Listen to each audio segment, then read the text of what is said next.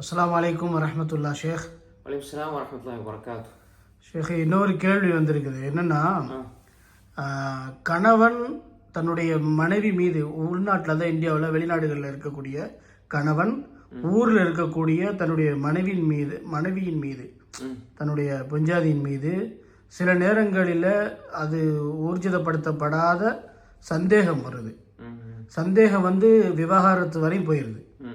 அது எப்படி அந்த மனைவியிடத்தில் அந்த கணவனும் மனைவி எப்படி கையாளுறது? இது ஒரு மிக முக்கியமான ஒரு கேள்வி.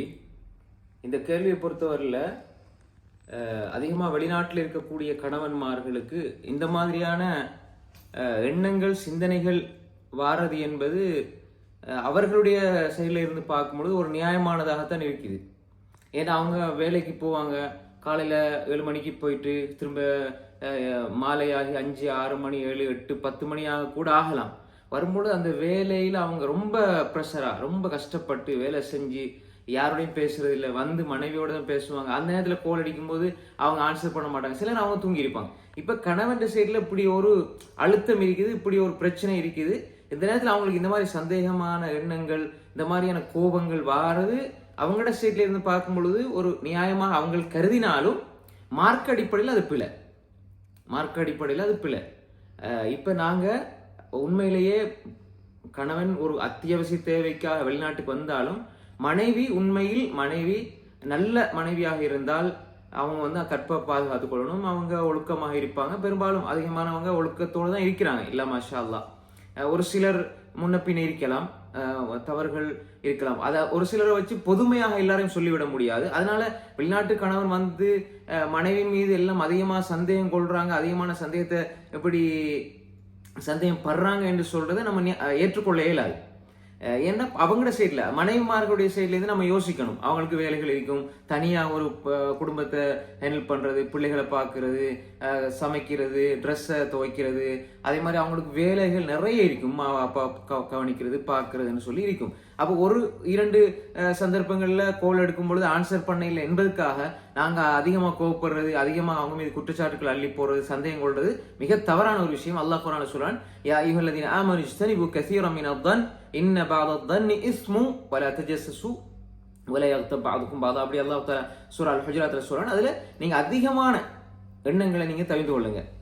ஏனென்றால் அதிகமான எண்ணங்கள்ல சிலது பாவமானது. யாயிரதி ஆமனு இஜ்தனிபு கஸீரம் மினத்-தன், அதிகமான எண்ணங்களை நீங்க தவிர்த்து கொள்ளுங்க.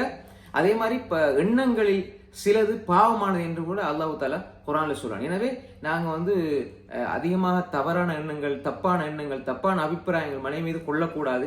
அவர்களுடைய சூழ்நிலையை புரிந்து கொண்டுதான் நாங்க என்ன செய்யணும், அவங்களோட பேசணும். எங்களுடைய கதைகளை நாங்க எங்களுடைய வாழ்க்கை முறை அமைச்சு கொள்ளணும். சில பொழுது முன்ன பின்ன இருக்கும், நாங்க சரி இந்த நேரத்துல ஏதோ தவறிடுச்சு, நாங்க பொறுமையா பேசி என்னமா நடந்து என்ன நாங்க ஆறுதலா இருக்கணும். எப்படி எங்களுக்கு நாங்க மனைவியை பிரிஞ்சு எங்களுக்கு கவலை இருக்கு, அதே மாதிரி அவங்களுக்கும் கவலை இருக்கும். சில பொழுது அவங்களோட கவலைகளை நம்ம பெருசா நினைக்க மாட்டோம். எங்களோட வேலைகளை தான் நாங்க பாக்குற கஷ்டங்களை பெருசா நினைப்போமே தவிர அவங்களோட உள்ளங்களை ஒரு சில பொழுது நாங்க மறந்து விடுறோம். எனவே அன்புக்குரிய சகோதரர்களே, நாங்க அதிகமா உண்மையில அவர்களுடைய ஒழுக்க விஷயத்துல நாங்க கவனம் செலுத்தணும். ஒவ்வொரு நாளும் பேசணும், அவர்களுடைய ஓதல் இபாதத்துக்களை பத்தி நம்ம ஒவ்வொரு நாளும் கேட்கணும், பிள்ளைகளுடைய ஓதல் இபாதத்துக்களை பத்தி நம்ம கேட்கணும்.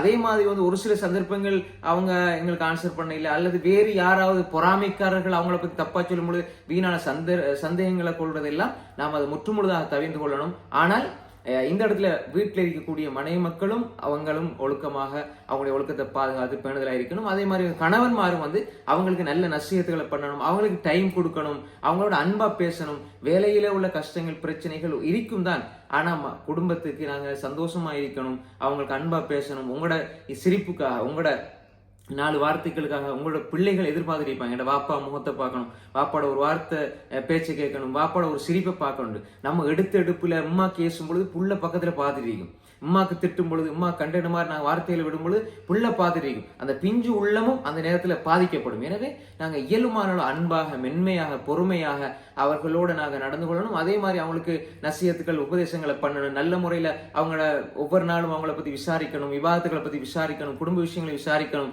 நாங்க இங்க இருந்து காசை மட்டும் அனுப்பிட்டு நாங்க எல்லாம் செஞ்சிடும் நினைச்சிடக்கூடாது.